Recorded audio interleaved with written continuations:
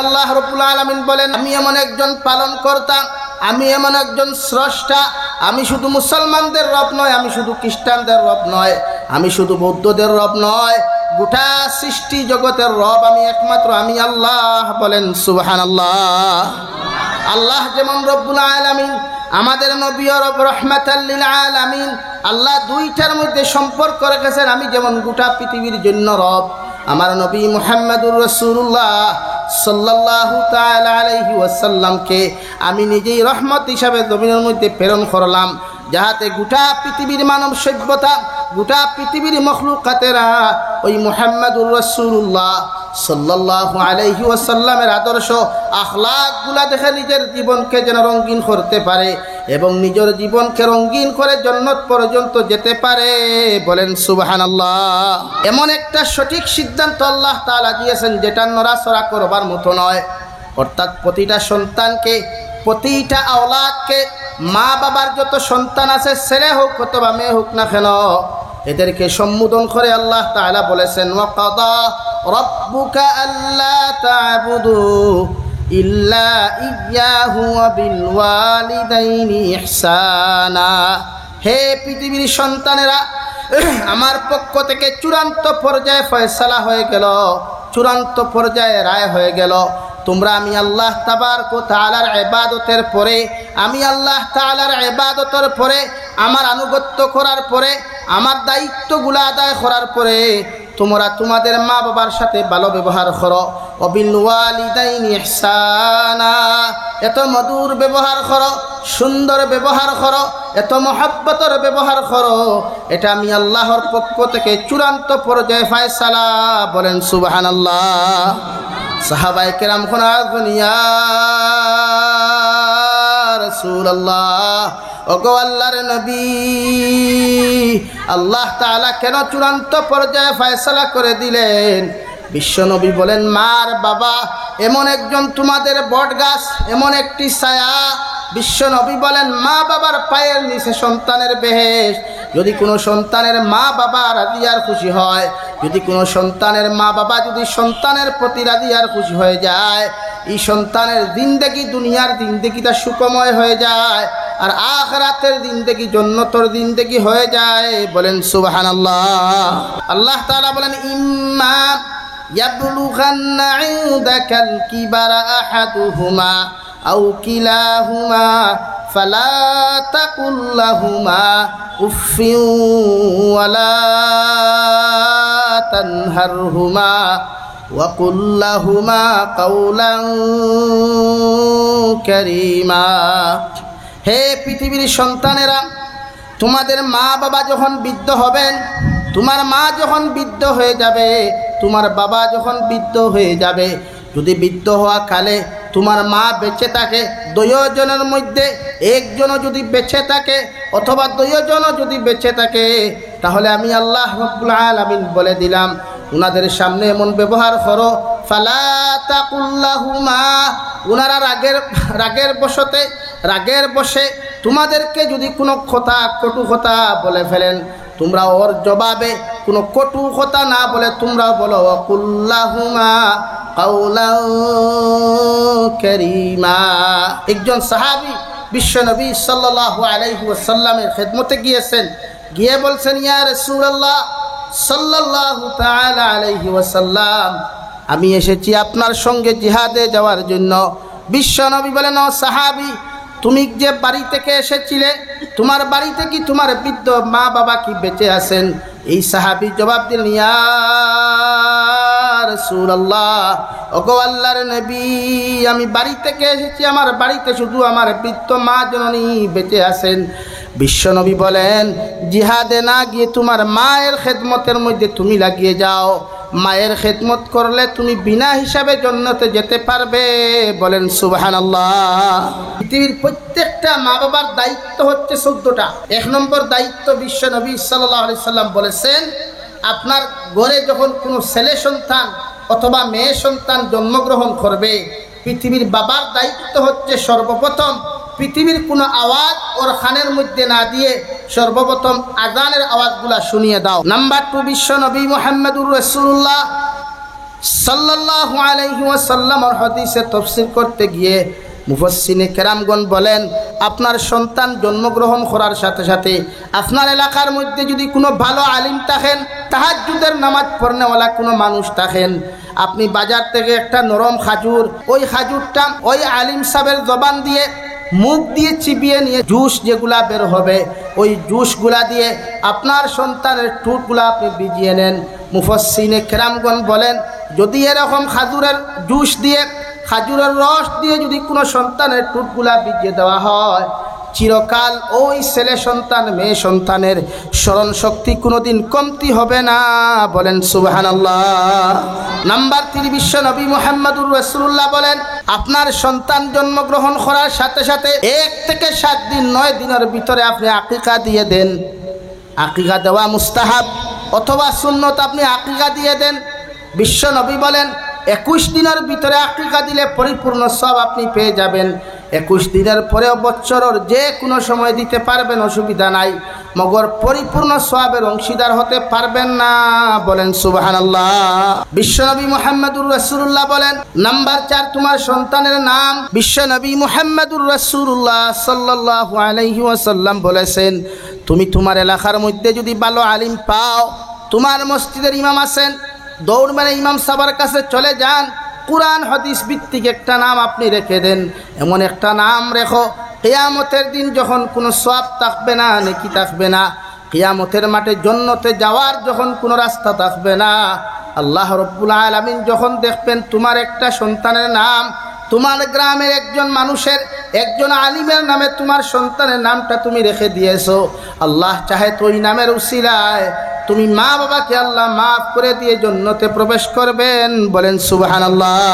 Number 5, বিশ্ব নবী মুহাম্মদুর রাসূলুল্লাহ সাল্লাল্লাহু তাআলা আলাইহি ওয়াসাল্লাম বলেছেন, তুমি যখন ছেলে সন্তান অথবা মেয়ে সন্তানের মার বাবা হয়ে যাবে, 1 নম্বর দায়িত্ব হলো, তোমার সন্তানের যখন 2.5 বছর বয়স, জীবনের সর্বপ্রথম যখন জবান দিয়ে আওয়াজ করা শুরু করবে, তোমার সন্তান কথা বলতে চাবে, তোমার সন্তানগুলা কথা বলতে চাচ্ছে, ওই সময় দুনিয়ার কোনো কথাগুলা না দেখিয়ে তুমি বাবায় বাবা না ডাক দিয়ে, মায় মা না ডাকটা না দিয়ে, তুমি সর্বপ্রথম আমার আল্লাহর নাম, আল্লাহর জিকির, লা ইলাহা ইল্লাল্লাহ, লা ইলাহা ইল্লাল্লাহ মুহাম্মাদুর রাসূলুল্লাহ, সর্বপ্রথম আমার আল্লাহর নাম তোমার সন্তানের জবান দিয়ে তুমি উচ্চারণ করাও।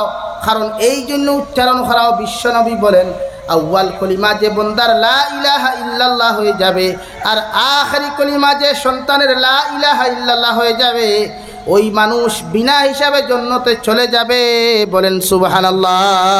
নাম্বার 6, বিশ্বনবী বলেন, তুমি মা বাবার দায়িত্ব হলো, তোমার সন্তানের যখন 4 বছর বয়স অথবা যখন হাঁটা একদম ক্লিয়ার হয়ে যাবে, মসজিদে তুমি দিতে পারবে, ওই সময় দুনিয়ার কোনো ইংলিশ মিডিয়াম, দুনিয়ার কোনো বাংলা মিডিয়াম, স্কুল কলেজের মধ্যে না দিয়ে, আমি বিশ্বনবী বলছি, তোমার দায়িত্ব হলো তোমার সন্তানকে সর্বপ্রথম দ্বীনি শিক্ষা শিক্ষিত তুমি বানাও। অর্থাৎ তলবুল ইলমে ফরিদাতুন আলা কুল্লি মুসলিমিন ওয়া মুসলিমা, পৃথিবীর প্রতিজন মুসলিম উম্মাহর উপরে ফরজে আইন হয়ে থাকলো ওরা দ্বীনি শিক্ষা অর্জন করা। বলেন সুবহানাল্লাহ। বিশ্বনবী মুহাম্মদুর রাসূলুল্লাহ সাল্লাল্লাহু তাআলা আলাইহি ওয়াসাল্লাম বলেছেন, পৃথিবীর সমস্ত উলামারাও যদি এক হয়ে তুমি বাবার কবরের পাশে গিয়ে বদদুয়া দে, আল্লাহ এই বান্দাকে তুমি জাহান্নামে পাঠিয়ে দেন, আল্লাহ উলামাদের দোয়া কবুল করতেও পারে, না করতেও পারে। আর যদি আপনার সন্তান আপনার কবরের পাশে গিয়ে সূরা ইখলাস, কুল হুয়াল্লাহু আহাদ, আল্লাহুস সামাদ, লাম ইয়ালিদ ওয়া লাম ইউলাদ ওয়া লাম ইয়াকুল লাহু কুফুয়ান আহাদ, এই সূরা 3 বার পরে যদি তোমার সন্তানগুলো তোমার কবরের পাশে গিয়ে আল্লাহর আদালতের মধ্যে হাত তুলে বলে, আল্লাহ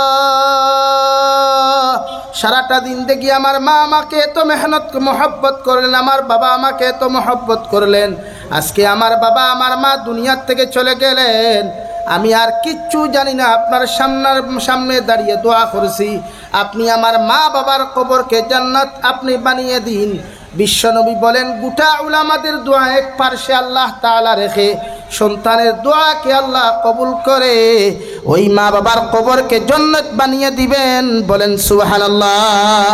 নাম্বার 6, বিশ্ব নবী মুহাম্মদুর রাসূলুল্লাহ সাল্লাল্লাহু তাআলা আলাইহি ওয়াসাল্লাম বলেন, তোমার সন্তান যখন 6 থেকে 7 বছর হবে, যত ছোট থাকবে, তুমি ছেলে সন্তানের যদি মালিক হয়ে যাও, তুমি বাবার দায়িত্ব হলো, মায়ের দায়িত্ব হলো।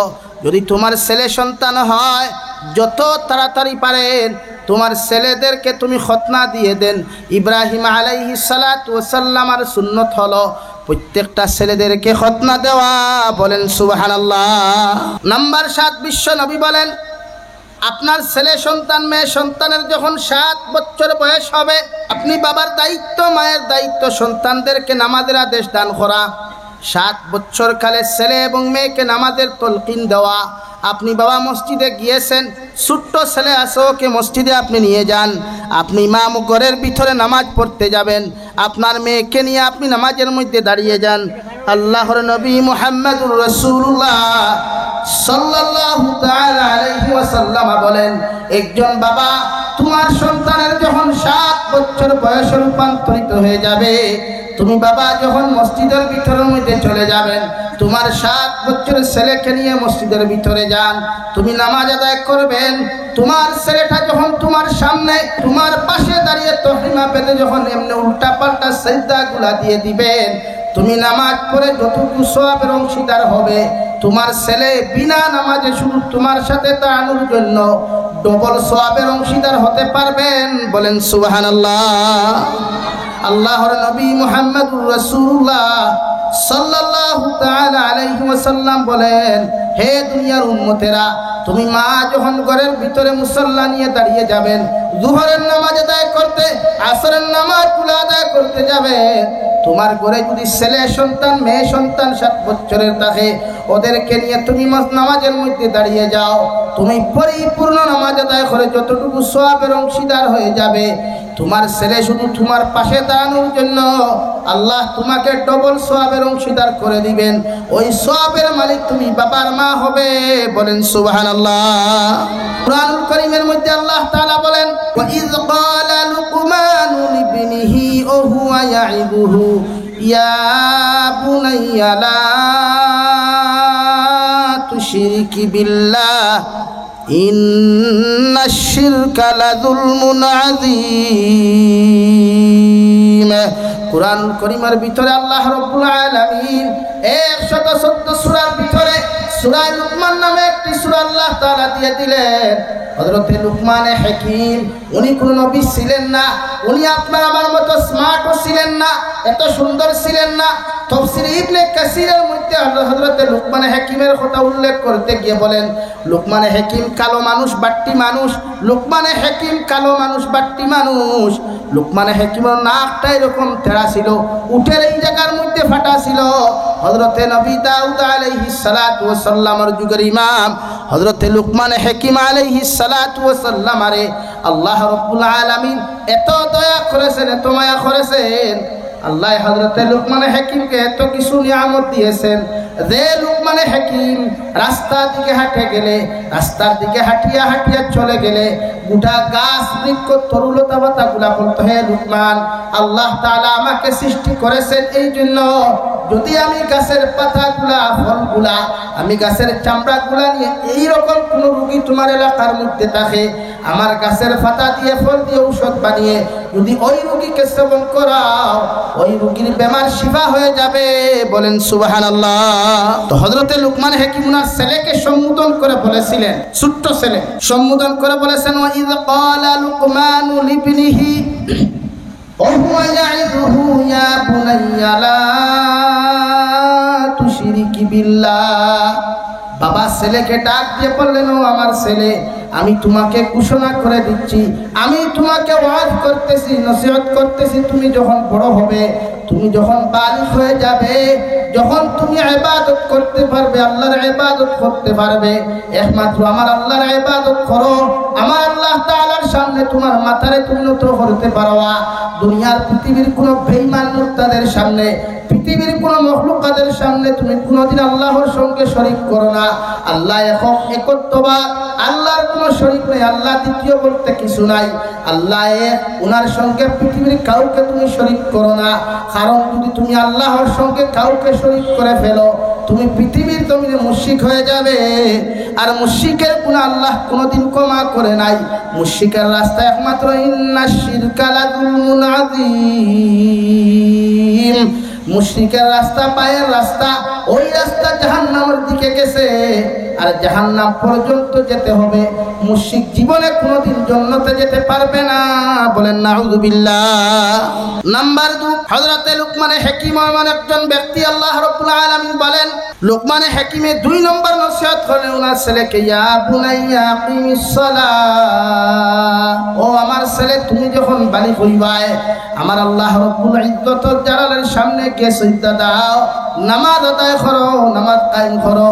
ইয়া বুনাইয়া আকিমিস সালাহ, তুমি যখন বালিগ হয়ে যাবে, পরিপূর্ণ বড় হয়ে যাবে, তুমি আল্লাহর আনুগত্য করো, সুন্দর করে ওযু করো, আর তুমি আমার আল্লাহ রাব্বুল আলামিনের সামনে দণ্ডমান হয়ে সুন্দর করে নামাজগুলো কায়েম করে নাও। বলেন সুবহানাল্লাহ। নাম্বার 3 নসিহত হলেন, ইয়া বুনাইয়া আকিমিস সালাহ ওয়া আমুর বিল মা'রুফ, যতদিন জমিনে তুমি বেঁচে থাকবে, পৃথিবীর প্রতিটা মানুষদেরকে, পৃথিবীর প্রতিটা জাতিদেরকে তুমি সঠিক রাস্তার দিকে আহ্বান করো, ভালো রাস্তার দিকে আহ্বান করো, জান্নাতের রাস্তার দিকে আহ্বান করো। ওয়ানহা আনিল মুনকার, পৃথিবীর যতদিন তুমি বেঁচে থাকবে, ততদিন পৃথিবীর সমস্ত জাতি, ধর্ম, বর্ণ নির্বিশেষে প্রত্যেকটা আদম সন্তানদেরকে খারাপ রাস্তা থেকে, জুয়ার রাস্তা থেকে, মদের রাস্তা থেকে, শরীয়ত বিরোধী কার্যকলাপ থেকে বিরত রাখার চেষ্টা করো। এটাই আমি বাবাই তোমাকে নসিহত করতেছি। 4 নম্বর, 5 নম্বর নসিহত করলেন, ওয়াসবির আলা মা আসাবাক, আমি বাবা তোমাকে বলতেছি, যখন পৃথিবীর মধ্যে কোনোদিন বিপদের সম্মুখীন হবেন, পৃথিবীর ভিতরে থাকাকালীন অবস্থায় যত বড় সম্মুখীন আসুক, যত বড় বিপদ আসুক না কেন, তুমি ধৈর্য ধারণ করো, ইস্তেকামত রাখো, আল্লাহর প্রতি ভরসা রাখো। ইন্না যালিকা মিন আযমিল উমুর, যাহারা বিপদের সময় ধৈর্য ধারণ করতে পারে, মুসিবতের সময় ধৈর্য ধারণ করতে পারে, হাজারো মুসিবতের সময়, হাজারো বিপদের সময় কোন সন্তান যদি ধৈর্য ধারণ করতে পারে, আমি বাবা তোমাকে ঘোষণা করে দিলাম, এর মতো বাহাদুর সন্তান, পাওয়ারফুল ঈমানওয়ালা, আসমানের নিচে আর জমিনের উপরে দ্বিতীয় কোনো ব্যক্তি হতে পারে নাই। বলেন সুবহানাল্লাহ। হ্যাঁ, নামাজে যখন আমরা দাঁড়াই, ইন্নী ওয়াজ্জাহতু ওয়াজহিয়া লিল্লাযী ফাতারাস সামাওয়াতি ওয়াল আরদা হানিফান ওয়া মা আনা মিনাল মুশরিকিন, তারপর আমরা যে ইফতার নামাজে দাঁড়াই, নিয়ত করে আল্লাহু আকবার, তহরিমা বেদে শুরু করলাম, আউযু বিল্লাহি মিনাশ শাইতানির রাজীম, বিসমিল্লাহির রহমানির রহিম। এরপরে আমরা শুরু করলাম আলহামদুলিল্লাহ রাব্বিল আলামিন, রব্বুল আলামিন, সব কিছু প্রশংসার মালিক, সমস্ত প্রশংসার মালিক, সমস্ত প্রশংসার মালিক একমাত্র আপনি আল্লাহ, যে আল্লাহ তাআলা গোটা জগতের লালন পালন করেন। বলেন সুবহানাল্লাহ।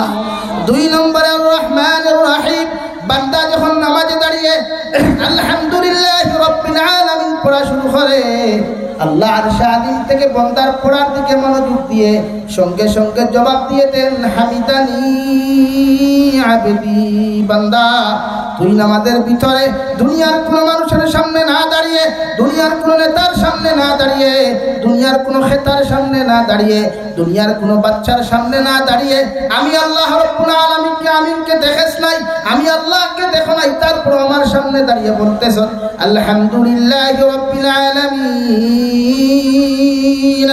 আয় মেরে পরওয়ারদিগার আলম, সমস্ত তারিফ আর প্রশংসা তোমার। যখন তুই আমাকে রব বলিয়া সম্বোধন করস, আমি আল্লাহ আরশ আযীম থেকে তোকে জবাব দিচ্ছি, হামিদানি আবদি, হে বান্দা তুই কেন আমাকে ডাক দিচ্ছ, আমাকে কেন তুই স্মরণ করছ? আমরা 2 নম্বরে পড়া শুরু করলাম আর রহমানুর রহিম। আল্লাহ তুমি এত দয়ালু, এত মেহেরবান। আল্লাহ তোমার মতো মেহেরবান, তোমার মতো দয়াবান পৃথিবীর জমিনে কেউ ছিল না, আজও কেউ আসেনি, কিয়ামত পর্যন্ত আসবে না। 3 নম্বরে দোয়া করলাম মালিক ইয়াউমিদ্দিন। আল্লাহ কিয়ামতের দিন একমাত্র বিচারপতি তুমি, ওই দিনও তুমি আমাকে সাহায্য করো। এই 3টা দোয়া যখন আমরা করলাম, 4 নম্বরে এমন একটা দোয়া পড়তে গেলাম নামাজে দাঁড়িয়ে, ইয়্যাকা না'বুদু। এই আয়াতের ভিতরে 2টা আছে, এক সাইড আল্লাহ, এক সাইড বান্দার। ইয়্যাকা না'বুদু আল্লাহ, 3টা দোয়া তোমার তারিফ করলাম, তোমার প্রশংসা করলাম, তোমার সব কিছু গুণগানকে তোমার সামনে বলতেছি। ইয়্যাকা না'বুদু ওয়া ইয়্যাকা নাস্তাঈন। আল্লাহ ইয়্যাকা না'বুদু, তোমার প্রশংসা, তোমার ইবাদত করি, আর তোমার ইবাদত করতেছি। ওয়া ইয়্যাকা নাস্তাঈন, আল্লাহ তোমার কাছে সাহায্য চাই, আর তোমার কাছে আমি ভিক্ষুকের মতো, আমি গুনাহগার বান্দায় তোমার সামনে খানো দাঁড়িয়ে তোমার সামনে এই জন্য দোয়া করতেছি। ইয়্যাকা নাস্তাঈন, আল্লাহ তুমি আমাকে সাহায্য করো। কি সাহায্য করবো বান্দা? আল্লাহ আমি তো নেতা হওয়ার জন্য দোয়া করি নাই, দোয়ার মধ্যে এগুলা বলি নাই। আল্লাহ তাআলা আমাদের হাতে এই দোয়াটা ছেড়ে দেন নাই, বান্দা যেন নামাজের মধ্যে এই কথা যেন না বলে, আল্লাহ আমাকে এমএলএ বানান, আমাকে মন্ত্রী বানান, আমাকে চেয়ারম্যান বানান, আমাকে মাস্টার বানান, আমাকে কোটি টাকার মালিক বানান। এই দোয়া আল্লাহ আমাদের হাতে ছেড়ে দেন নাই। আল্লাহ আমাদেরকে বলতে বলেছেন ইহদিনাস সিরাতাল মুস্তাকিম। আল্লাহ তোমার সামনে হাত জোড় করে, হাত বেঁধে এতিমের মতো, গোলামের মতো দাঁড়িয়ে তোমার সামনে খানো মাথা নিচু করে তোমার কাছে যাচ্ছি। আল্লাহ আপনি আমাকে সোজা রাস্তায় চালান, আপনি আমাকে সোজা রাস্তায় চালান। কোন রাস্তায়? ইহদিনাস সিরাতাল মুস্তাকিম সিরাতাল্লাযীনা আন'আমতা আলাইহিম, ওই রাস্তার দিকে চালান, এই রাস্তায় চলে গোটা দুনিয়ার তোমার বড় বড় বান্দাগুলা নিয়ামত প্রাপ্ত হয়েছে, হেদায়েত প্রাপ্ত হয়েছে। কোন রাস্তা?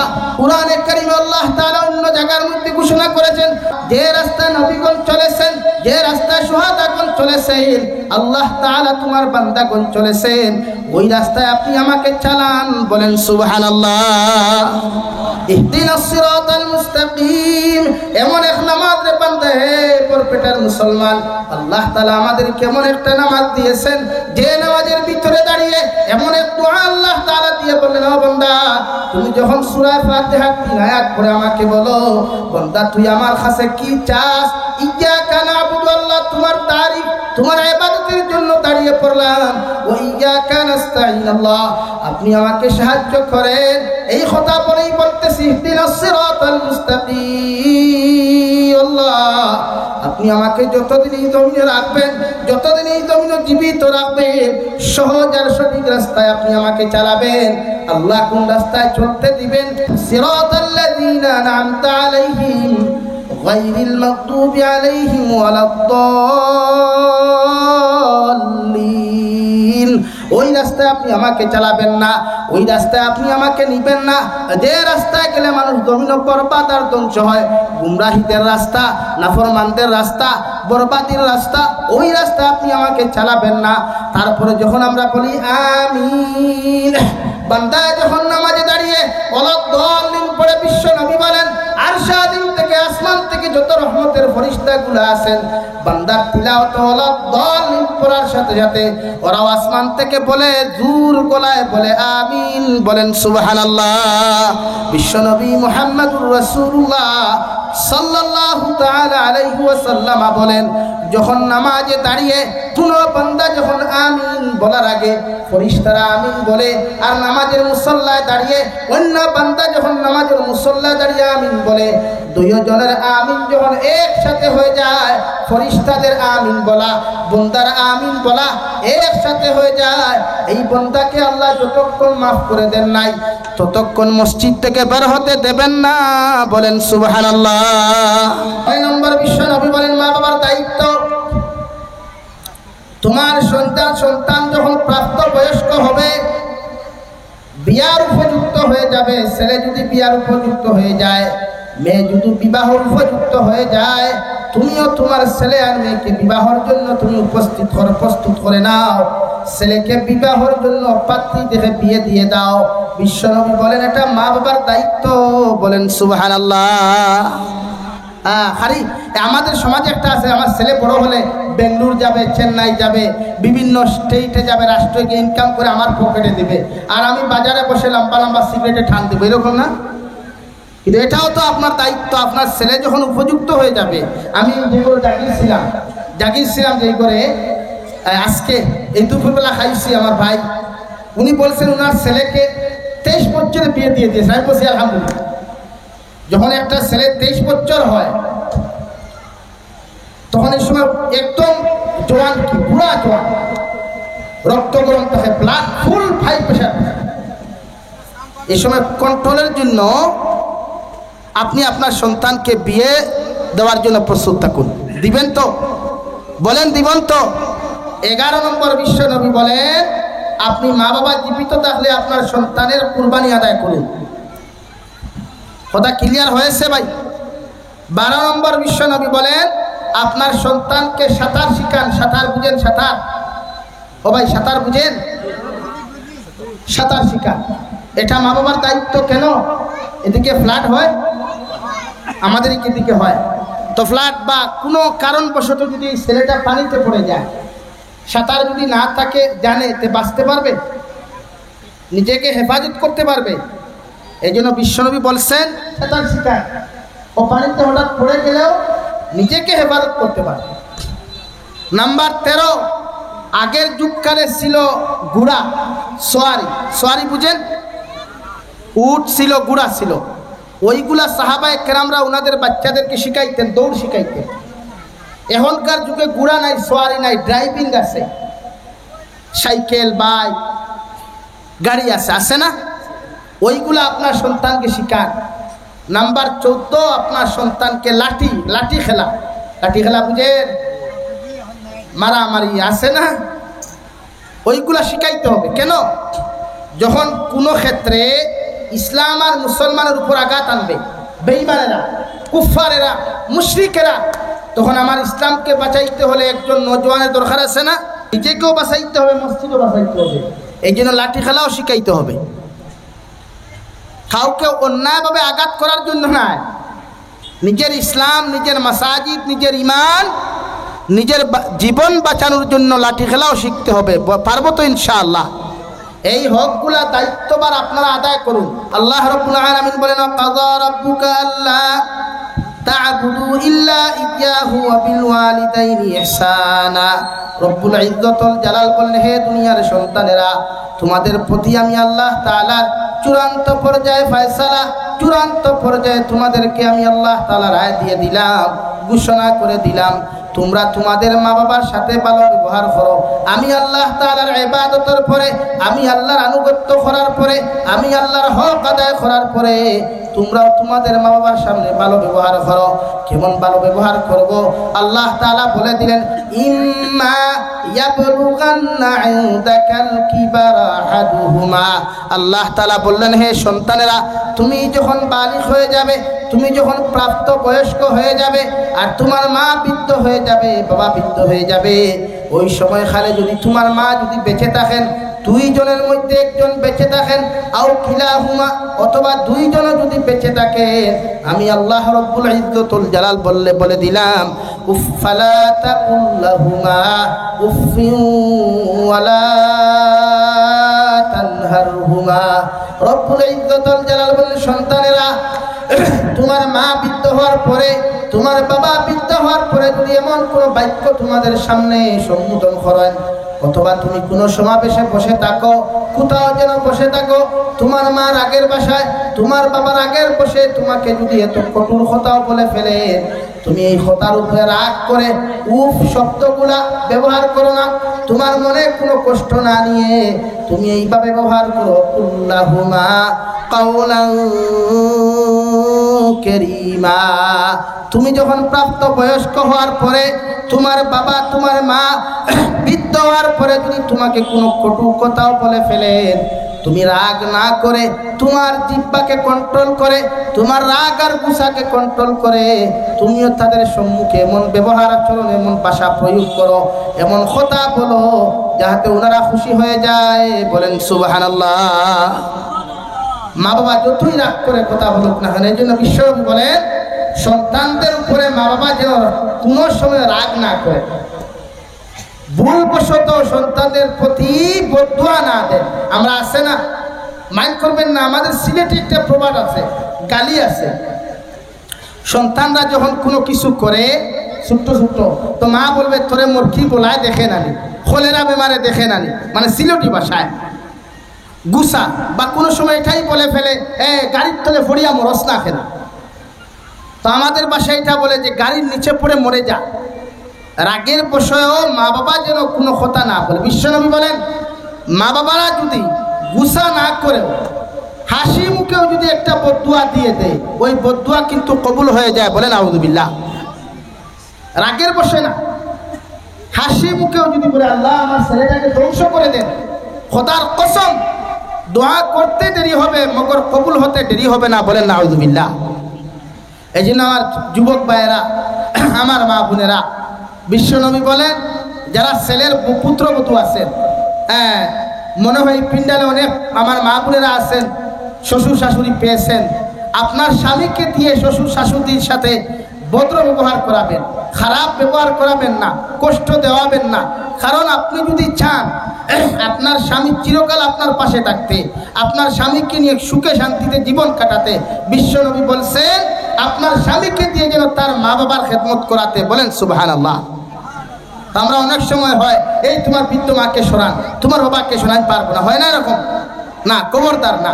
বিশ্বনবী নিষেধ করেছেন তুমি তোমার স্বামীকে নিয়ে যদি সুন্দর জীবন চাও তাহলে তোমার শাশুড় শাশুড়িকে খুশি করো, খুশি রাখো। পারবো তো ইনশাআল্লাহ। আল্লাহ বলেন ইম্মা ইয়াবলুগান্না ইনদাকাল কিবারা আহাদুহুমা আও কিলাহুমা ফালা তাকুল লাহুমা। তোমার মা বৃদ্ধ হওয়ার পরে, তোমার বাবা বৃদ্ধ হওয়ার পরে তোমার উপরে যতই রাগান্বিত হোক না কেন, যত রাগ করে বসে থাকুক না কেন, তারপরেও তুমি উচ্চ সুরে আওয়াজ না দিয়ে সুন্দর নরম ভাষা ব্যবহার করো। কেমন ভাষা ব্যবহার করবো? আল্লাহ বিশ্বনবী মুহাম্মদুর রাসূলুল্লাহ সাল্লাল্লাহু আলাইহি ওয়াসাল্লাম বলেন তুমি যখন ছোট্ট ছিলে তুমি কত কান্না করেছো, বিছানার ভিতরে পায়খানা করেছো, বিছানার ভিতরে প্রস্রাব করেছো। মাঘ মাসের শীতের ভিতরে তোমার বাবা বাড়িতে নাই, তোমার মার সাথে তুমি ঘুমিয়ে পড়ছো ছোট্ট বাচ্চা। তোমার মায়ে তোমাকে লালন পালন করে মেহনত মশক্কত করে তোমাকে বড় বাড়িয়েছেন, তোমার পায়খানা পরিষ্কার করেছেন, তোমার প্রস্রাব পুরা পরিষ্কার করেছেন। ছোট্টকালে বাল্যকালে তোমার মা বাবা যেমন তোমাকে মহব্বত আর ভালোবাসা দিয়েছেন, আমি বিশ্বনবী তোমাকেই বলছি এইভাবে তুমিও তোমার মা বাবার সাথে সুন্দর ব্যবহার করো। বলেন সুবহানাল্লাহ। আল্লাহর নবী মুহাম্মদুর রাসূলুল্লাহ সাল্লাল্লাহু আলাইহি ওয়াসাল্লাম বলেন হে দুনিয়ার উম্মতেরা, যদি তোমরা জীবনে সুখ চাও, জীবনে যদি শান্তি চাও, সুখময় জিন্দেগি তোমরা চাও, তাহলে তো প্রত্যেকজন সন্তান তোমাদের মা বাবার সাথে ভালো ব্যবহার করো। বলেন সুবহানাল্লাহ। এই জন্য মা বাবার সাথে ভালো ব্যবহার। বিশ্বনবীকে এক সাহাবী জিজ্ঞেস করলেন, আরজ করলেন ইয়া রাসূলুল্লাহ খেদমত করবো কার? বিশ্বনবী বললেন তোমার মায়ের। কার? তোমার মায়ের। 2 নম্বর বার করলেন ইয়া রাসূলুল্লাহ আমি খেদমত করবো কার? বিশ্বনবী বললেন তোমার মা। 3 নম্বরে যখন এই নবী বললেন ইয়া রাসূলুল্লাহ আমি এই জমিনে খেদমত করবো কার? বিশ্বনবী বললেন তোমার মায়ের। 4 নম্বরে যখন প্রশ্ন করা হলো নবী আমি খেদমত করব কার? বিশ্বনবী বললেন তোমার বাবার। সাহাবায়ে কেরাম গুনাহ হলেন ইয়া রাসূলুল্লাহ এখানে 3 গুণ বেশি, অর্থাৎ 4 ভাগের 3 ভাগ কেন মাকে দেওয়া হলো? বিশ্বনবী বললেন মা 10 মাস 10 দিন গর্ভধারণ করে তোমাকে গর্ভধারণ করেছেন, তোমাকে পেটে নিয়ে তোমার দাদার খেদমত করেছেন, সমস্ত ঘরের কাজ কর্মগুলা করে ফেলছেন, তোমার বাবার খেদমত করেছেন। এই জন্য আল্লাহ তাআলা মায়ের গুরুত্ব দমিয়ে দিয়ে দিয়েছেন। বিশ্বনবী অন্য রাওয়ায়াতে বলছেন মায়ের পায়ের নিচে জান্নাত। যদি জান্নাতে যেতে চাও, জান্নাতের ঘর হচ্ছে মা, আর জান্নাতের দরওয়াজা হচ্ছে বাবা। যদি মাকে রাজি করো জান্নাত পেয়ে যাবেন, আর বাবাকে রাজি করলে জান্নাতের দরওয়াজা খুলতে পারবেন। এই জন্য আল্লাহ তাআলা বারবার বলেছেন, ওয়া ওয়াসাইনাল ইনসানা বিওয়ালিদাইহি হামালাতুহু উম্মুহু ওয়াহানান আলা ওয়াহানিহি ওয়াফিসালুহু ফি আমাইনি আন ইশকুর লি ওয়া লিওয়ালিদাইক।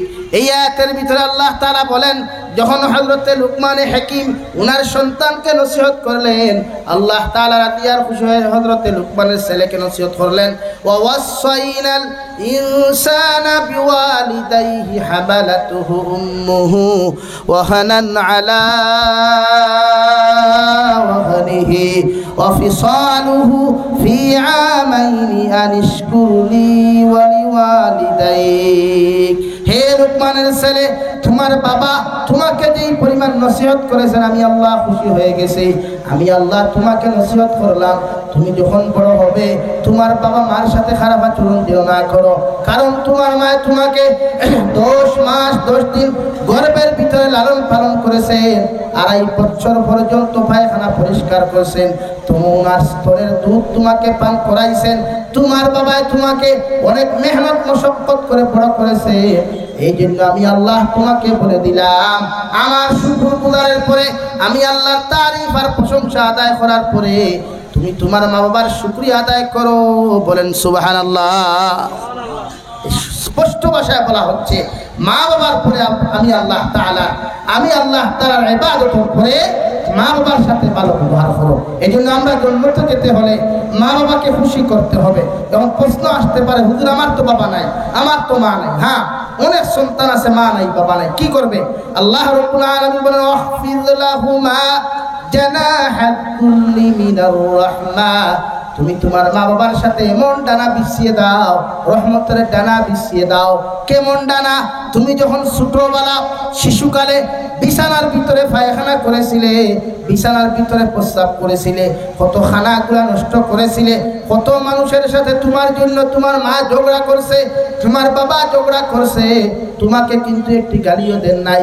তুমি হাজার অন্যায় করার পরেও যেমন তোমার মা তোমার বাবা তোমার সম্মুখে রহমতের ডানা বিছিয়ে দিয়েছেন, সেম টু সেম বৃদ্ধ হওয়ার পরেও তোমার মা বাবার সামনে তুমিও যেমন আচরণ করো। যদি তোমার মা বাবার জমিনের মধ্যে তুমি না পাও, তাহলে আমি আল্লাহ তাআলা তোমাকে একটা দোয়া শিখিয়ে দিলাম, ওয়াকুর রব্বিরহামহুমা কামা রাব্বায়ানি সগীরা। পড়েন, রব্বিরহামহুমা কামা রাব্বায়ানি সগীরা।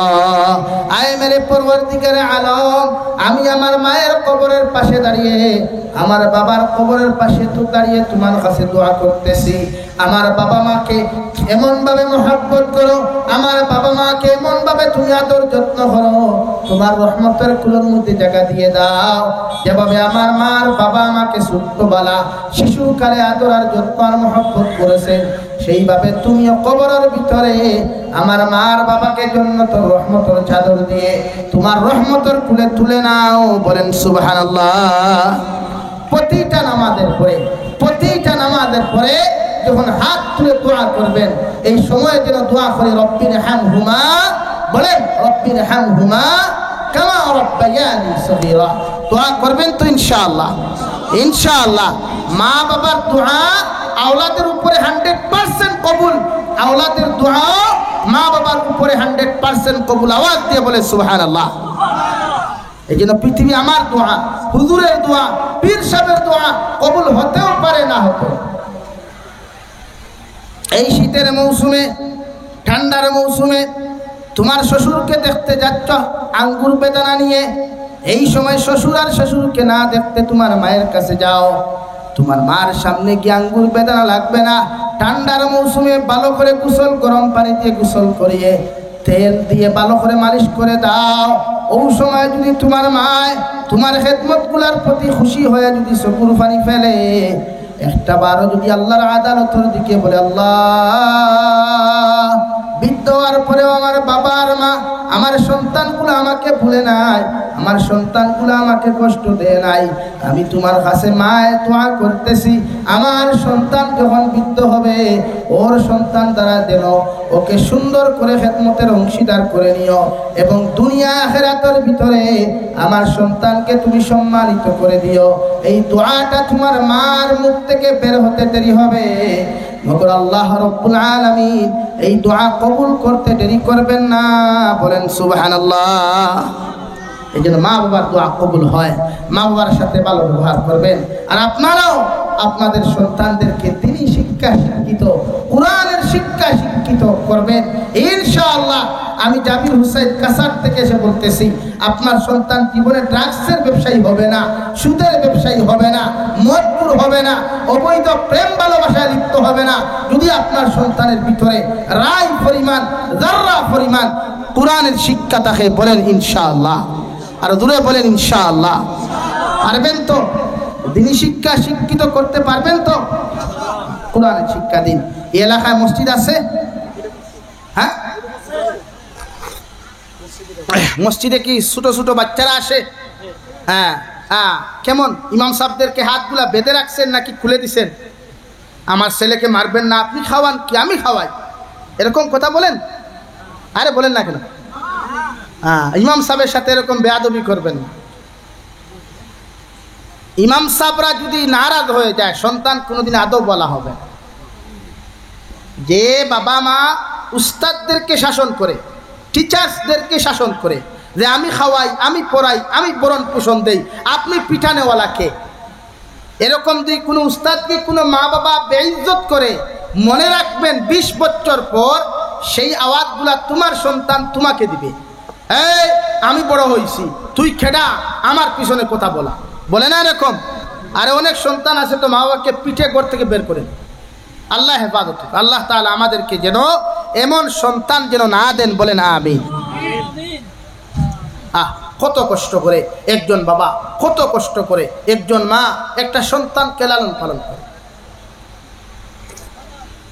একটা সন্তান মানুষ করতে কতটুকু কষ্ট হয় একজন বিধবা নারীকে জিজ্ঞেস করুন, ওর যখন স্বামী মারা যায়।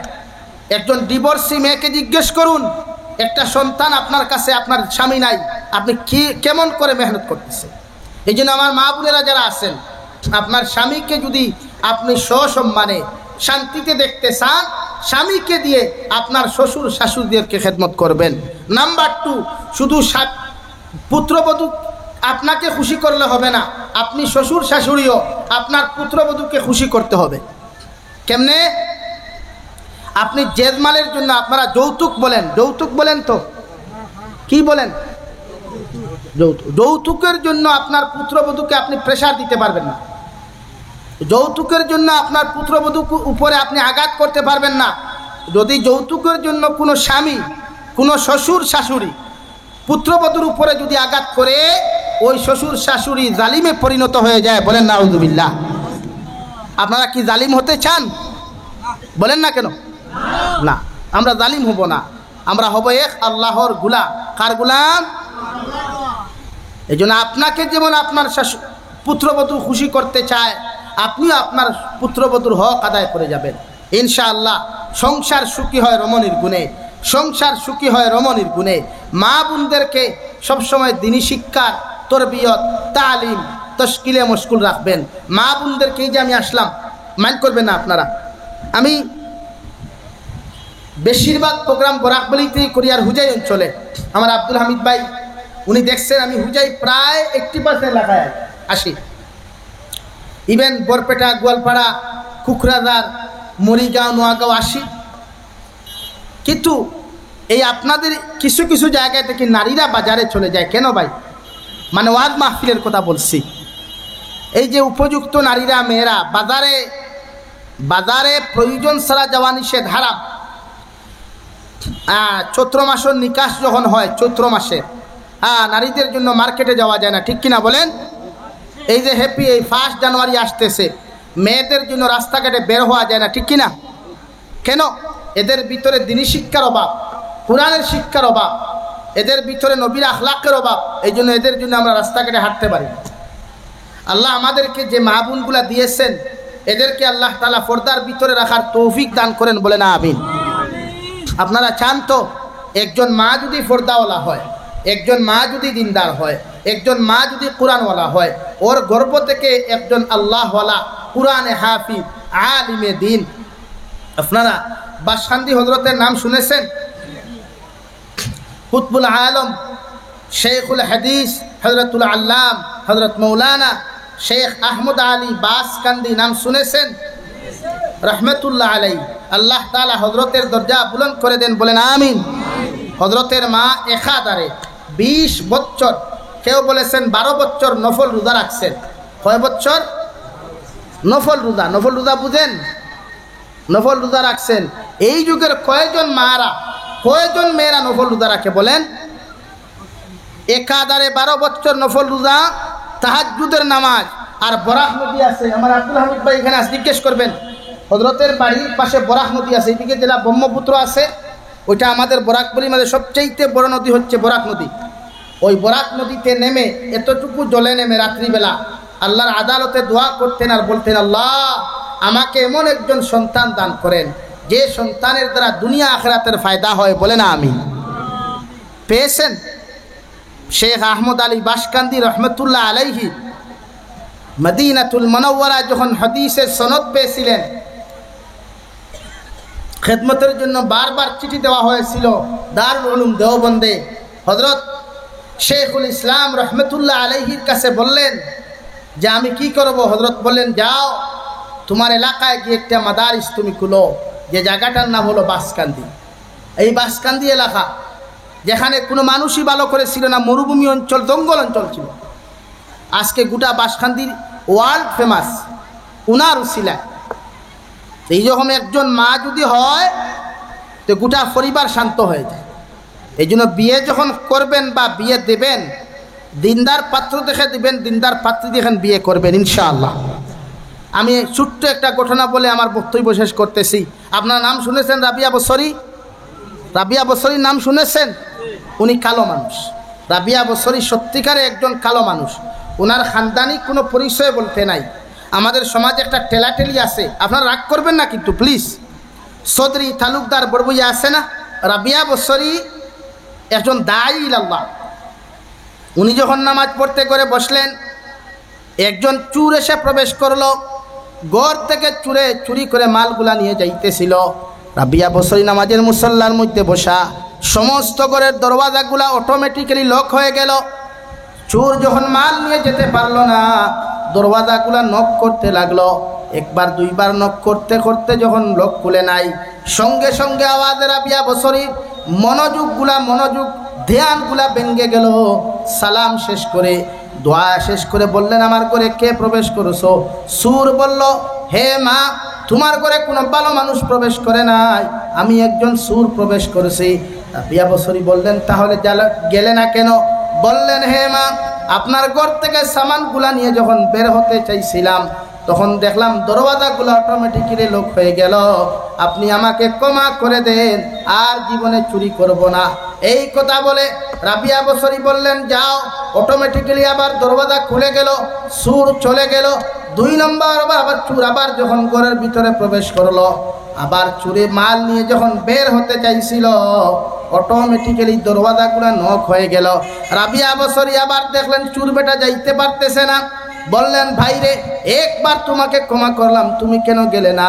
রাবিয়া বসরিকে চোর বেটা বললেন, হে আল্লাহর বান্দি, আপনার ঘর থেকে মাল না নিয়ে আমি যাইতে আমার মন চাচ্ছিল না। এইবার আপনি আমাকে ক্ষমা করে দেন, আর জীবনে কোনোদিন চুরি করব না। রাবিয়া বসরি বললেন, আমি আর তোমাকে মাফ করতে পারবো না। ওই যে একটা বদনা আছে, একটা জগ আছে, ওই জগটা নিয়ে তুমি যাও, ওখান থেকে পানি নিয়ে এসো, সুন্দর করে ওযু করো, 2 রাকাত নফল নামাজ পড়ো, আল্লাহর দরবারে মাফ চেয়ে নাও, আমিও তোমাকে মাফ করে দিলাম, আল্লাহ তোমাকে মাফ করে দেবেন। বলুন সুবহানাল্লাহ।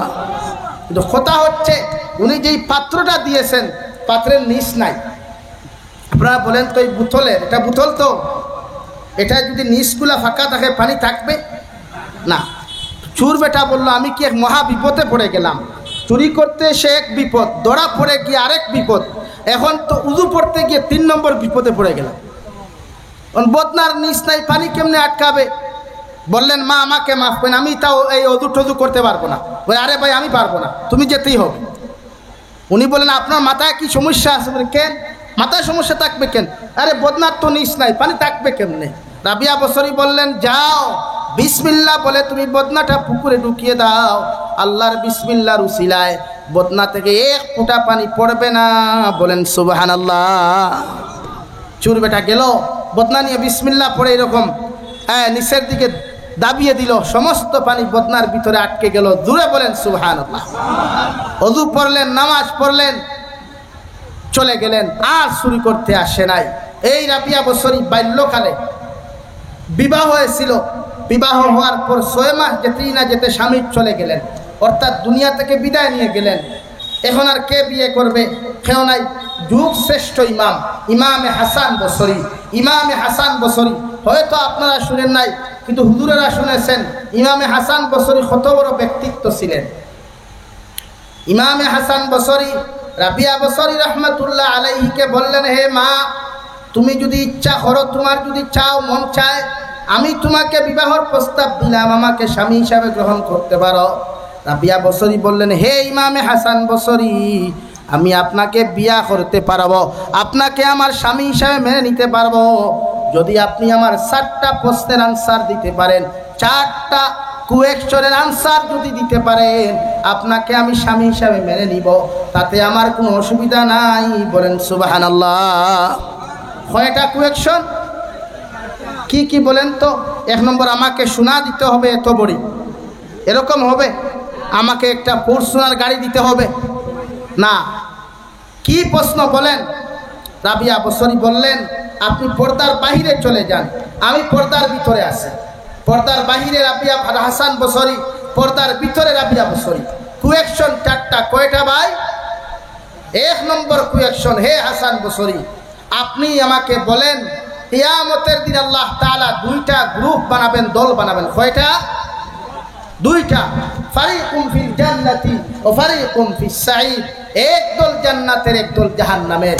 হে রাবিয়া হাসান বসরি, ওই দলের মধ্যে 2 দল থাকবে, এক দল মানুষ জান্নাতে যাবে, এক দল মানুষ জাহান্নামে চলে যাবে। আপনি বলেন আমি রাবিয়া বসরি কিয়ামতের দিন কোন দলের অন্তর্ভুক্ত থাকব? আপনারা বলতে পারবেন? বলেন, বলতে পারবেন? হাসান বসরি বললেন, আল্লাহ কি কসম, হে রাবিয়া বসরি, আপনার এই সওয়ালের আনসার, এই কোয়েশ্চনের আনসার আমি কেন, পৃথিবীর কারো শক্তি নাই দেওয়ার জন্য। বলেন সুবহানাল্লাহ। কি কোয়েশ্চন? যে আমি কোন দলের অন্তর্ভুক্ত থাকবো। নাম্বার 2, ও হাসান বসরি, এখনো 3টা রয়ে গেছে। হ্যাঁ বলেন। 2 নম্বর প্রশ্ন, হাসান বসরি, কিয়ামতের দিন আল্লাহ রব্বুল ইজ্জত ওয়াল জালাল মানুষের ডান হাত আর বাম হাতের মধ্যে এক গ্রুপ, এক দল মানুষের ডান হাতের মধ্যে উনাদের নামা আমলগুলা দিয়ে দিবে, উনাদের হিসাব নিকাশের পরিমাপগুলা দিয়ে দিবে, আর অন্য দলের বাম হাতের মধ্যে দিয়ে দিবে। বলেন তো হাসান বসরি, কিয়ামতের ময়দানে আমি রাবিয়া বসরির কোন হাতের ভিতরে আল্লাহ তাআলা আমার ডান হাতে দিবে নাকি বাম হাতে দিবে? যদি ডান হাতে দেন তাহলে তো আমি জান্নাতে যাব, আর যদি বাম হাতে দেন তাহলে তো জাহান্নামে যাব। হাসান বসরি বললেন, হে রাবিয়া বসরি, এই সওয়ালের জবাবগুলা দেওয়া আমি হাসান বসরির পক্ষে সম্ভব নাই। বলেন নাউযুবিল্লাহ। 2 নম্বর সওয়াল নাই। 3 নম্বর কোয়েশ্চন, ও হাসান বসরি, আল্লাহ তাআলা কিয়ামতের দিন একটা মিজানের পাল্লা, মিজান রাখবেন, দাড়ি পাল্লা। দাড়ি পাল্লা বুঝেন তো?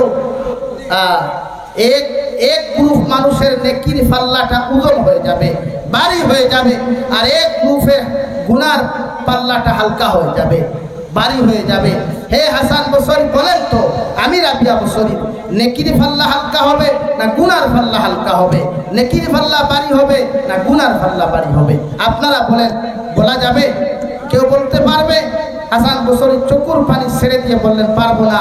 নাম্বার 4, ও রাবিয়া হাসান বসরি, কিয়ামতের দিন আল্লাহ রব্বুল ইজ্জতুল জালালে, আল্লাহ রব্বুল ইজ্জতুল জালালে জাহান্নাম আর জান্নাতের মধ্যখানে, জাহান্নাম আর জান্নাত যাওয়ার আগে একটা রাস্তা রাখবে, একটা ব্রিজ রাখবে, যে ব্রিজের নাম ফুলসিরা। ব্রিজের নাম কি ভাই?